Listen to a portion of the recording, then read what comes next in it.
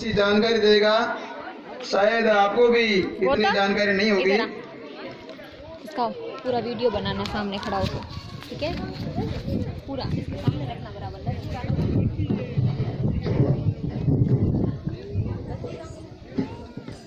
सम्मानित मंच, मैं अतुल सोलंकी आज के शुभ अवसर पर मैं अपने विचार व्यक्त करना चाहूँगा।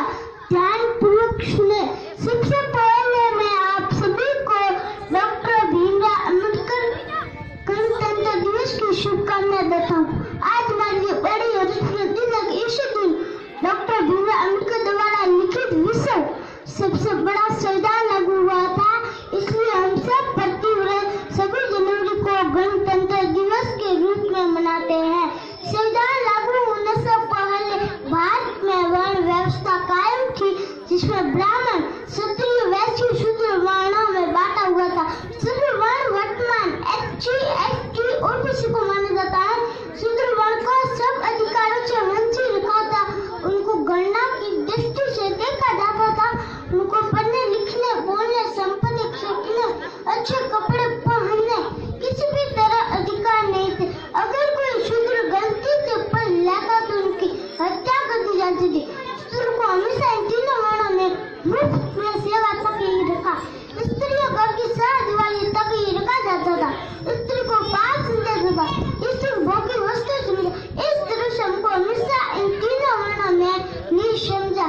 बाबा साहेब डॉक्टर भीमराव अंबेडकर ने हमारे देश का संविधान लिखकर उसमें सारे अधिकार दे दिए जो हमको हजारों सालों से वंचित रखा था। आज हम सब अच्छी शिक्षा प्राप्त कर सकते हैं, संपत्ति रख सकते हैं, अपना राजा खुद वोट के माध्यम से बना सकते हैं। स्त्री आज के समय में स्वतंत्र रूप से अपने सारे अधिकार प्राप्त कर सकती है। आज हम सब प्रेरणा लेकर जाएंगे कि बाबा साहेब के संविधान को कायम रखने के लिए अगर जान भी डालनी पड़ी तो हम पीछे नहीं हटेंगे। साथ ही अपने बच्चों को शिक्षित रखने का भी प्रण लेंगे।